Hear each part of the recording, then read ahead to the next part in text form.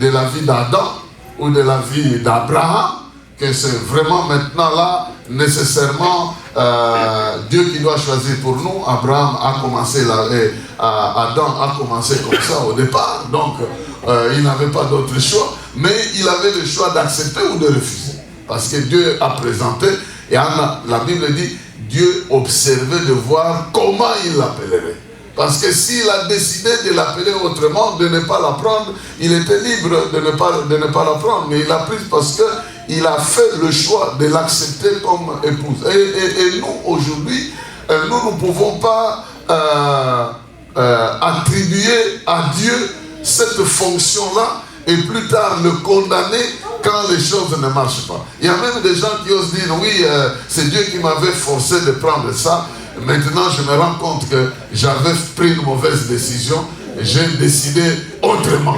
Pourquoi? Parce que il était, des fois c'est vrai, hein, il était dans un environnement où quelqu'un venait lui dire, j'ai rêvé, Dieu m'a dit que c'est celle-là ta femme. Intérieurement, il ne veut pas. Et puis, mais quand même pour honorer le responsable qui avait cette vision-là. Ça, c'est des mariages basés sur des fondements des fondements qui peuvent facilement s'écrouler, qui ne sont pas solides, qui sont très moins solides, parce que l'on croit franchement que Dieu peut te convaincre pour ton choix, et Dieu peut t'appuyer sur ton choix. Mais il n'est pas celui qui doit venir choisir pour toi et décider à ta place. D'ailleurs, même là où on dit, oui, Dieu m'a dit que tu es ma femme. En tout cas, si toi tu es une femme, quelqu'un te dit comme ça, il dit, va dire à ce Dieu-là, moi aussi j'ai son numéro, dis-lui de m'appeler. Il ne faut pas que tu viennes m'intimider avec des prophéties pour dire, c'est toi ma femme. Non. Le numéro de ce Dieu-là, je l'ai aussi. Il faut me laisser parler avec ce Dieu qu'il me convainc aussi. Comme ça, moi, je vais accepter. Sinon, je suis dans le droit de refuser. Oh non, si tu refuses la volonté de Dieu, tu te rebelles. C'est faux. C'est faux. Alors, il est important que nous puissions d'abord comprendre que Dieu te laisse la liberté de choix. Et dans cette liberté-là, il te guide. C'est comme il dit, je mets devant toi la vie et la mort. Pourquoi même à ce niveau-là, il ne nous a pas obligés? Et au niveau de la femme, il viendra nous obliger au niveau de la même à ce niveau, il dit, je mets devant toi le bien et le mal, je mets devant toi la vie et la mort. Tu choisis. Je te conseille de choisir. Il peut te conseiller, mais il ne peut pas t'obliger ou faire le choix à ta place. Donc, tu peux avoir la conviction que le choix que tu fais est bon. Dieu vient t'appuyer sur ça, mais c'est toi qui fais le choix. Alors, donc, déjà là, il y a un problème. Mais le conseil que nous donnons, c'est qu'il faut choisir la personne dont l'esprit est totalement attaché à Dieu et dont le cœur est humain, et quelqu'un de sensible, quelqu'un qui peut apprécier, j'ai dit l'autre fois que la définition que l'homme donne de la femme, c'est ça la position que la femme va occuper. Quelle est son identité, ou quelle identité il donne à la femme? Quelle fonction il donne à l'homme?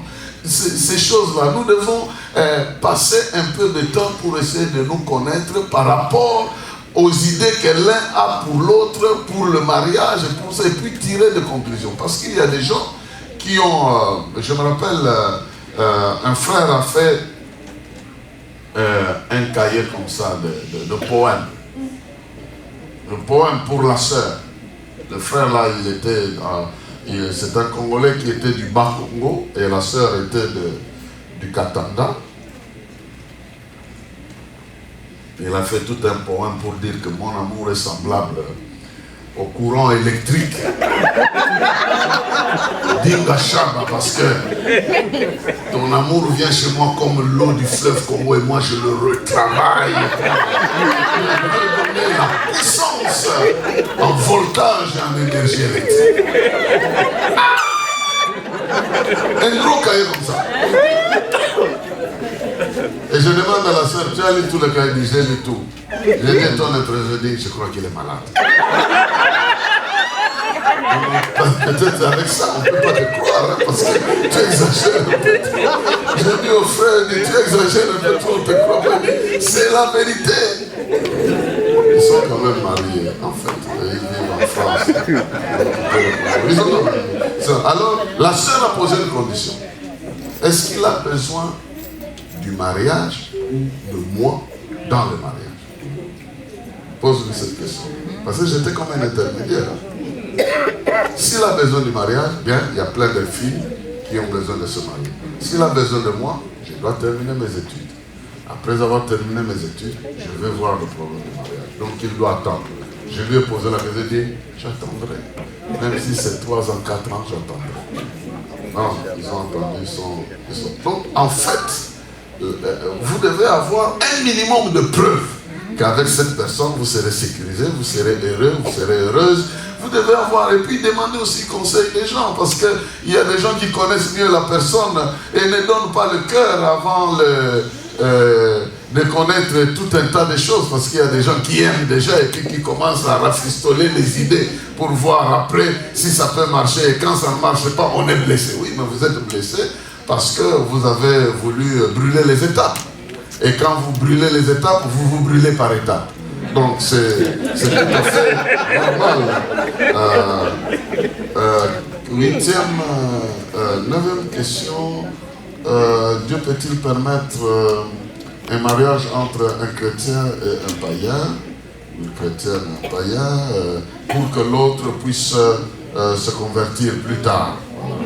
Plus tard. Mais ça c'est écrit dans la Bible, hein? Ça c'est même dans la Bible. La Bible, Paul est en train de dire que si vous étiez tous les deux des païens, ça c'est, nous sommes dans 1 Corinthiens chapitre 7.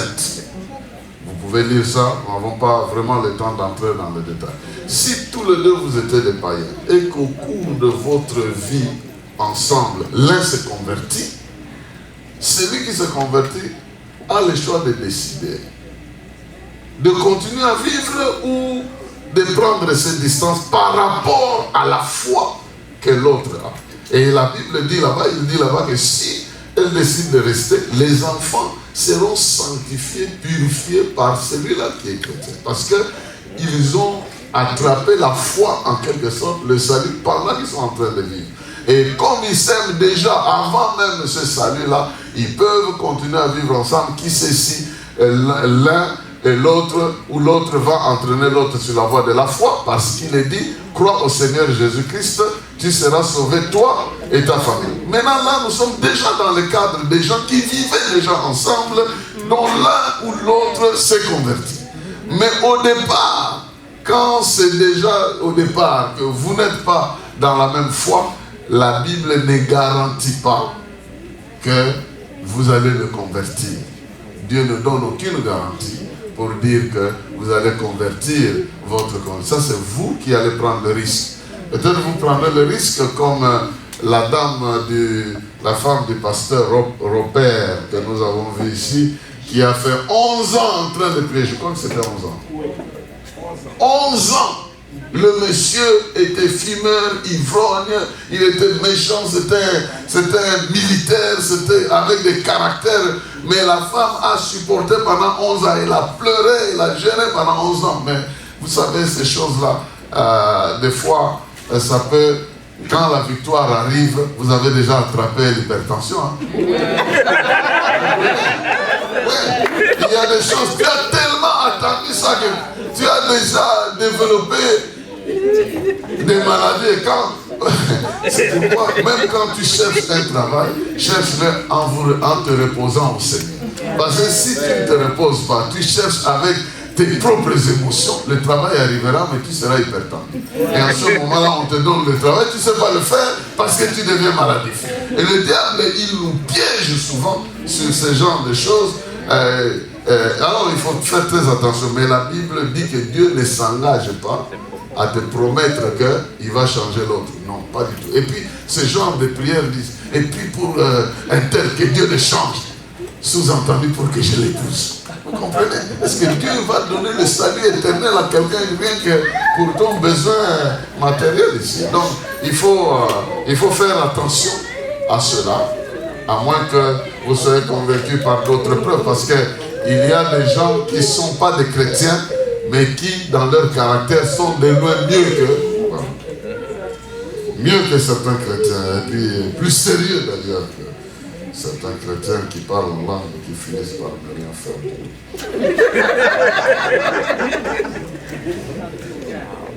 Vous ne savez pas.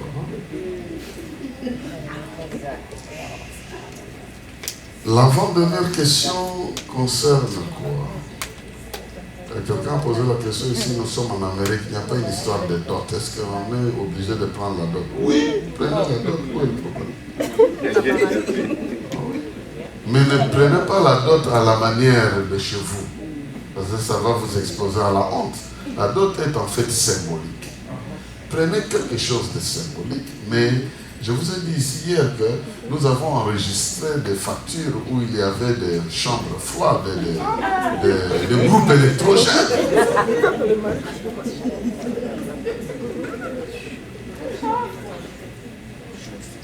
La Bible dit que chaque famille tire son origine de Dieu. Et chaque famille n'est pas la même. Alors quand chaque famille a son identité, si pour cette famille-là, il faut un acte symbolique, faites-le parce que vous entrez en relation avec cette famille-là. Ce n'est pas dit que non, oui, parce qu'on est ici, on ne demande pas de demander ça.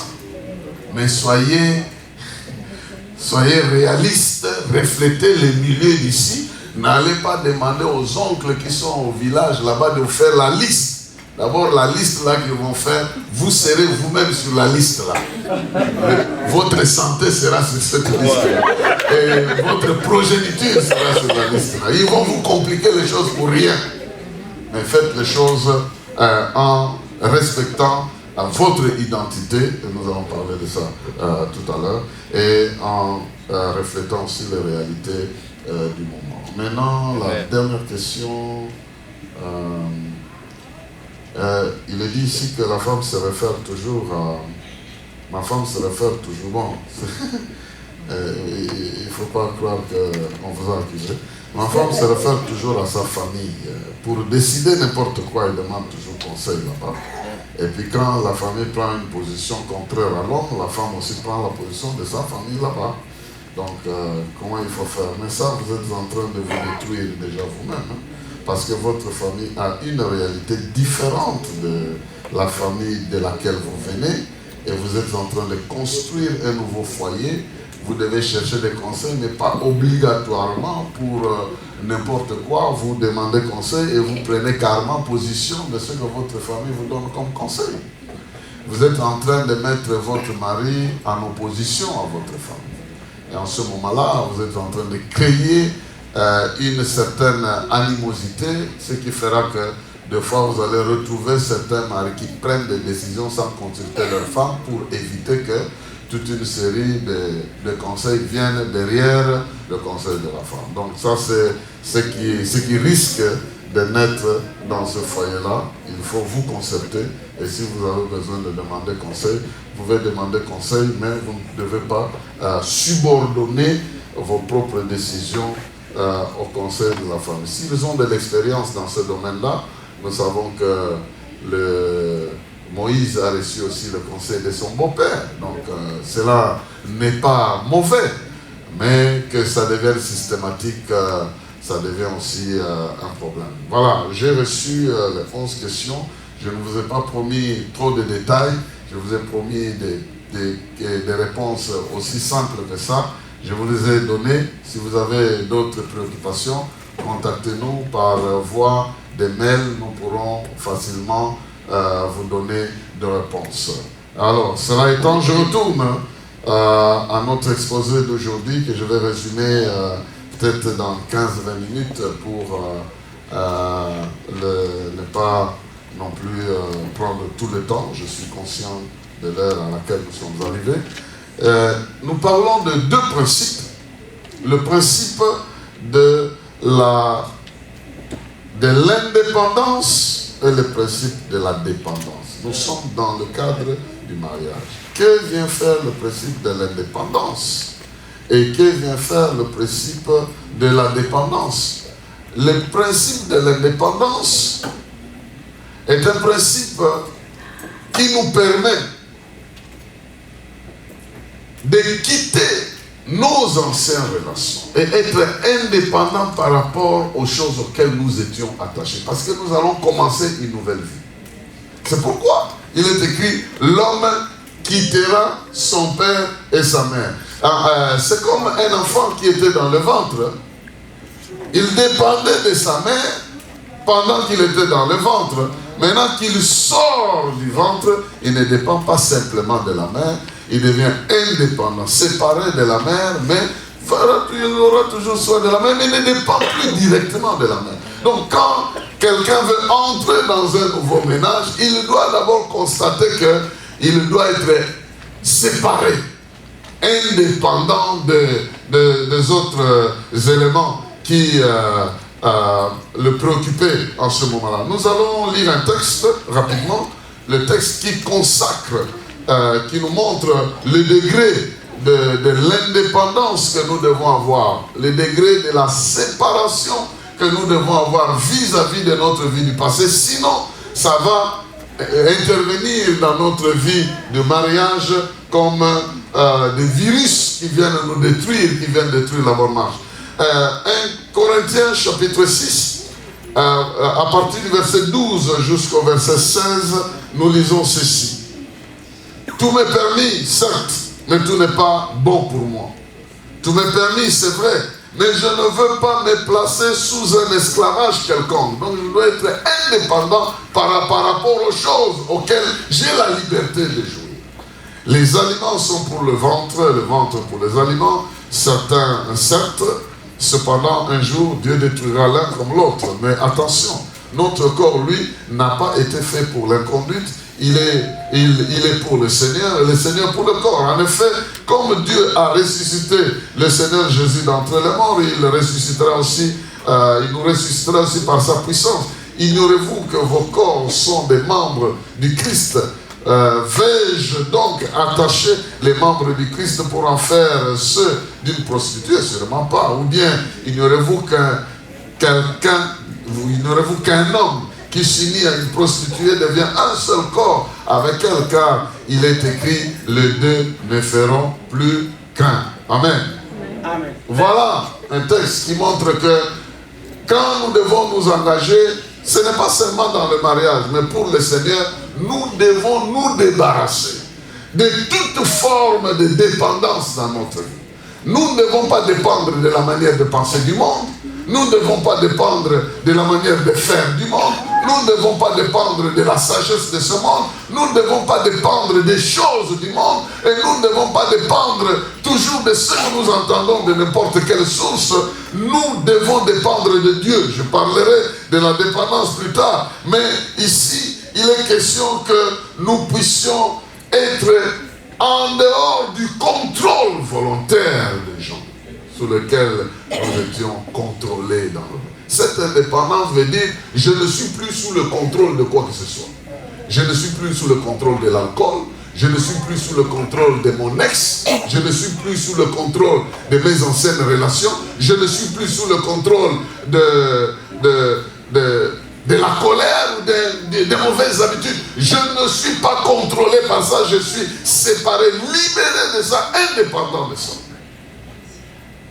Donc, cela veut dire qu'on dispose le contrôle total de son corps, de sa volonté, de son intelligence. On dispose de ça. On a la maîtrise de soi et on peut se décider d'une manière ou d'une autre volontairement parce qu'on n'est pas obligé de faire n'importe quoi. C'est pourquoi, quand vous êtes à ce niveau-là, vous jouissez d'une certaine indépendance. Vous n'allez pas dire les gens, ce genre de choses que, en tout cas, si aujourd'hui vous n'avez pas, comment dirais-je, vous n'avez pas la possibilité d'être, d'avoir des rapports intimes avec votre femme, vous allez tomber malade. Parce qu'il y aura des occasions où ces choses n'auront pas lieu. Où l'un ou l'autre sera indisposé. Et si vous dépendez totalement de ça, il y a des gens qui font des voyages, qui fouillent certaines choses. Il dépend des anciennes méthodes là. Toute la nuit, on ne laisse pas la liberté à qui que ce soit. On récupère, soi-disant, les temps perdus des années de chômage. Qu'est-ce que c'est que cette histoire?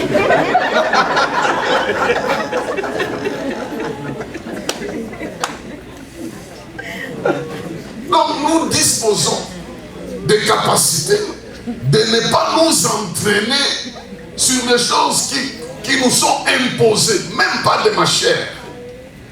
Je dois avoir une certaine discipline de mon propre corps parce que je le tiens assujetti. Donc je suis indépendant de toutes sortes d'influences de l'extérieur. Ça c'est très important. C'est pour dire qu'on doit s'engager, on a des comptes à rendre à personne parce qu'on a réglé tout ce problème et on n'est pas vraiment sous une poursuite quelconque. Et ça c'est très important dans notre vie. Sinon, les SMS vont vous poursuivre et quand, vous savez, il y a des disputes qu'on a sur base de téléphone. Ah, ne touche pas mon téléphone. Ne touche pas mon téléphone. J'ai rencontré un homme fâché. Pourquoi? Elle a touché à mon téléphone. C'est privé. Oui, c'est privé. Il ne doit pas entrer dans mes contacts privés. Là, vous créez déjà une plateforme de soupçon. Parce que c'est privé. Qu'est-ce que vous faites que l'autre ne doit pas voir? Adam et Ève étaient tous deux nus. Ils n'en avaient pas honte. Maintenant, vous gênez pourquoi? Et vous vous énervez pourquoi? Donc, on est en mesure de s'assumer, assumer les responsabilités financières, les responsabilités matérielles, les responsabilités de direction de la famille, les responsabilités sociales. On est capable de les assumer et pas toujours dépendre de n'importe qui. Cette indépendance. On a la capacité de s'assumer. On n'est pas toujours derrière la maman, derrière le papa, en train d'attendre de l'aide pour vivre. Vous n'êtes pas indépendant. Et celui de qui vous dépendez vous contrôlera toujours. Très important. C'est à ce niveau ici. C'est quand on s'engage comme des indépendants. Je ne suis pas attaché à qui que ce soit, de sorte que dans cet engagement-là, personne d'autre ne viendra s'infiltrer au bon milieu. Mais si vous avez des choses qui sont dans le passé, il y en a même des gens qui dépendent des images pornographiques, qui dépendent de ça, pour se soutenir. Vous savez, ça c'est des montages. Et une soeur est venue me dire, mais lui, 15 minutes après, il est déjà foutu, mais nous avons suivi là-bas, ce monsieur-là, une heure. Je dis, mais est-ce que vous savez qu'on monte ces images-là? Donc, elle a l'idée que le monsieur-là que j'ai dit, donc, ils ont commis l'erreur, tous deux, ils se sont entendus, ils ont mis un film là-bas. Et puis ils ont vu ce monsieur-là pendant une heure en train de faire le même mouvement. Et puis ils ne savent pas que des fois, même l'enregistrement, on accélère les vitesses de ces choses. Je leur dis, vous avez une mauvaise part. Je m'excuse, hein. C'est vous qui m'avez demandé de parler. On parle de ça, c'est des choses. Nous, on est des pasteurs, on reçoit ces choses-là. Je vous le dis, ça ne me gêne pas. Je vous le dis vraiment franchement, sincèrement. Mais si vous êtes gêné, ne m'invitez pas prochainement. C'est utile. Que vous ne dépendiez pas des phénomènes parce que les uns sont devenus précoces, les autres sont devenus insatisfaits parce que moi je croyais que ça devait prendre une heure, ça n'a pris que quelques minutes. Comment ces choses-là? Et puis on commence à se plaindre. On est dépendant de mauvaises images, de mauvaises sources d'informations. Et on circule avec ça et en fin de compte, on est déçu. Parce qu'on n'est pas de mauvaises sources. Soyez indépendant. Soyez indépendant. Et commencez votre vie à vous.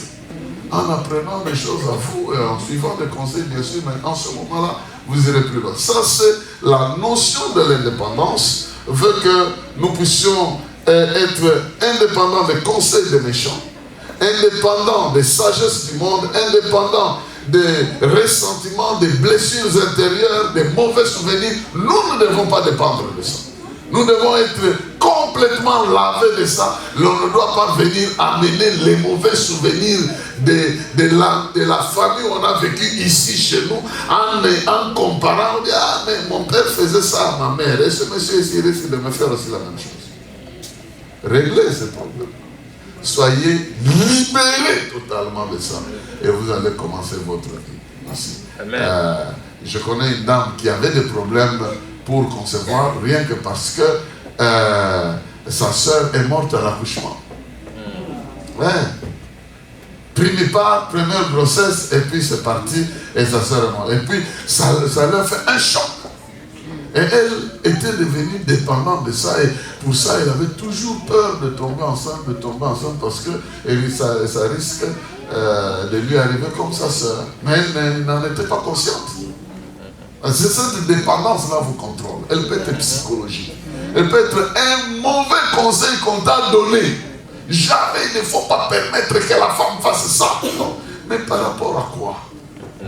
Et si tu dépends de ce mauvais conseil, tu te comporteras aussi de la même manière. Soyez d'abord libre et indépendant de toutes ces choses-là pour que vous soyez en mesure de faire le choix. Qu'est-ce que vous prenez, qu'est-ce que vous ne prenez pas? Il est écrit, heureux l'homme qui ne marche pas selon les conseils des méchants, qui ne s'arrête pas sur la voie des pécheurs et qui ne s'assied pas en compagnie de moqueurs, mais qui met son plaisir dans la loi de l'Éternel, qui la médite jour et nuit. Il est comme un arbre planté près des courants d'eau, qui donne son fruit en sa saison, dont le feuillage ne se flétrit point. Tout ce qu'il fait, il réussit. Tout ce qu'il fait, il réussit. Et tout ce qu'il fait pourra te réussir. Comme la Bible dit dans le psaume 19 que comme le soleil sort comme un héros qui sort de sa chambre. Un héros qui sort de la chambre, c'est qu'il a laissé de... Bon.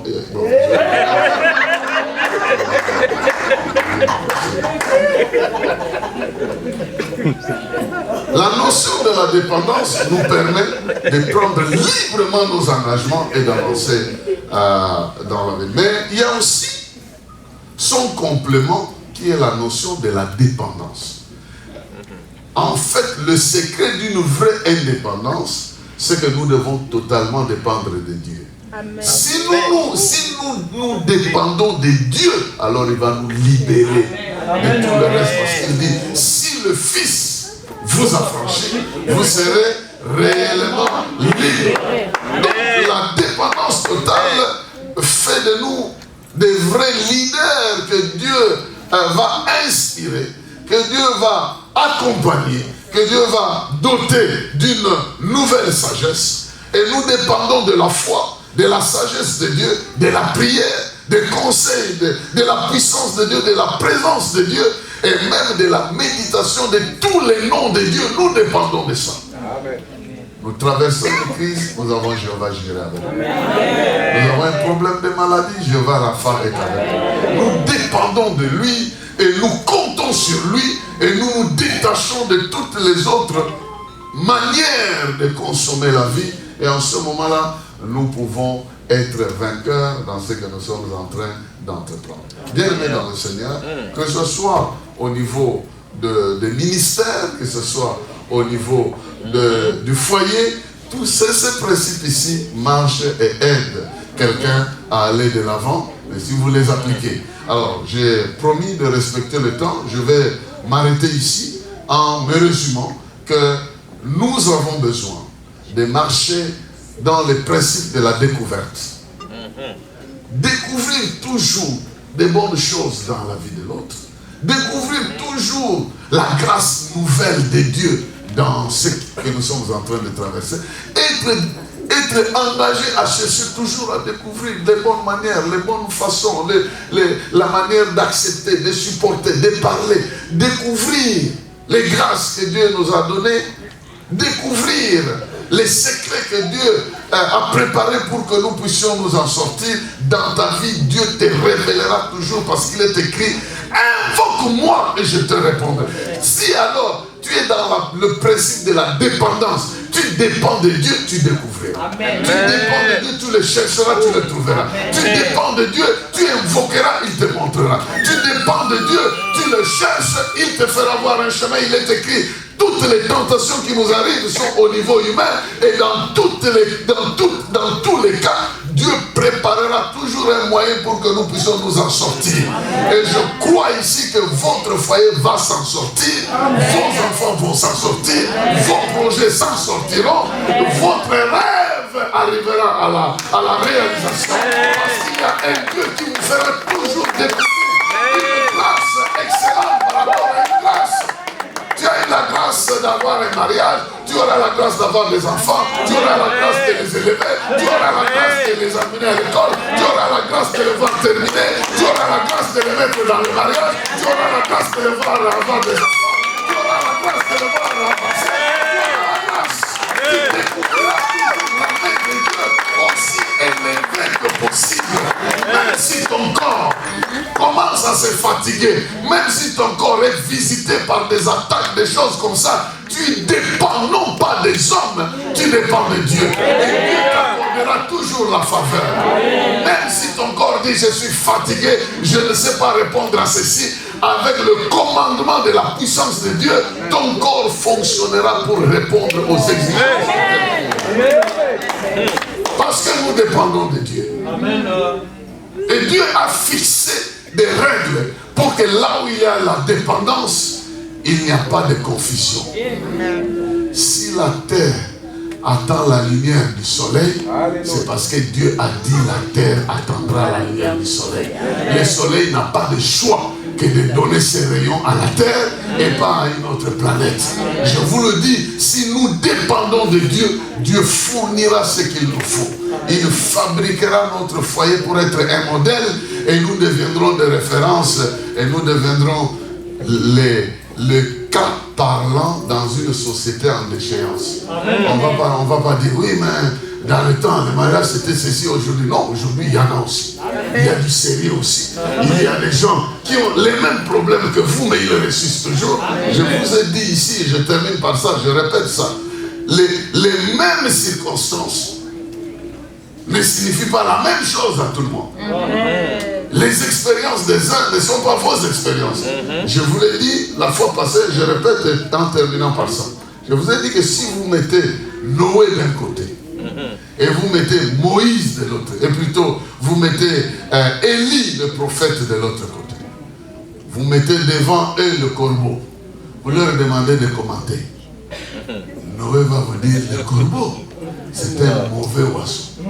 Je l'avais envoyé, il n'est jamais rentré me faire le rapport. Mais Moïse va dire, mais viens Noé, mon expérience n'est pas la même chose que toi. Toujours dans cette histoire de corbeau, ils sont venus me donner à manger, et pas une fois, plusieurs fois et plusieurs jours. Donc si le corbeau ne veut rien dire pour toi, pour moi ça veut tout dire.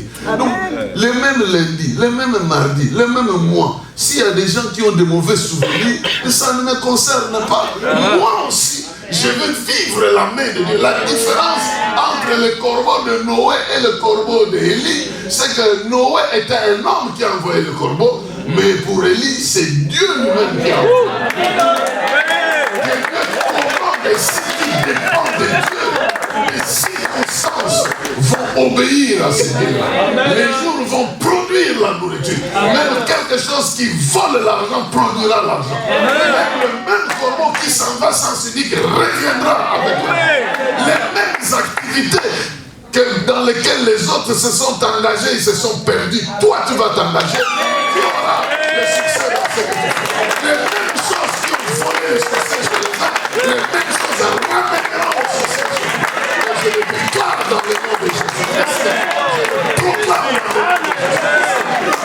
Ton foyer recevra des jours meilleurs. Ta vie recevra des jours meilleurs. La vie recevra les jours meilleurs. Parce que Dieu commande.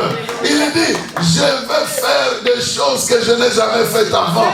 Je vous ferai faire voir des choses nouvelles, prêtes à s'accomplir, qui vont vous faire oublier les anciennes choses. Qu'il en soit ainsi dans ton foyer. Que Que tu oublies les blessures antérieures à cause de la joie, de la grâce que l'homme amène, que la femme amène, que les enfants amènent, à cause de l'intervention de Dieu dans vos difficultés, à cause des réponses à ce Dieu qui répond aux prières, à cause de votre détermination de l'honorer. Il ouvrira une porte que personne ne pourra fermer. Vous avancerez, vous ne reculerez pas. Vous progresserez, vous ne régresserez pas. Vous augmenterez, vous ne réduirez pas. Vous serez la tête et jamais la queue. Vous traînez, mais c'est vous qui entraînerez les gens. Je le déclare dans le nom de Jésus-Christ que la main de Dieu est plus puissante que la main de Dieu de ce siècle. Même si le siècle est en train de se perdre, mais il y a un Dieu qui vous conservera. Il s'appelle le fidèle. Il sait garder son alliance. Il sait maîtriser les temps. Il sait maîtriser les circonstances. Je prononce cette bénédiction que les enfants viendront. Même si tu as été condamné à la stérilité, je brise ce pouvoir et je proclame que dans les années qui viennent, tu viendras ici en disant cet enfant est le fruit de ce qui a été déclaré. Je déclare la victoire et l'échec de l'adversaire sur vos vies. Je déclare la réussite de vos projets au nom de Jésus-Christ.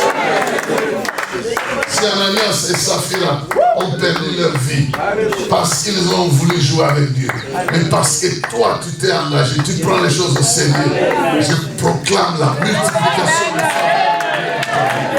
Et tu saisisses et la santé matérielle, la santé spirituelle, la santé financière, la santé sociale, psychologique et intellectuelle. Que toutes ces bénédictions soient votre partage. Jésus-Christ. Amen.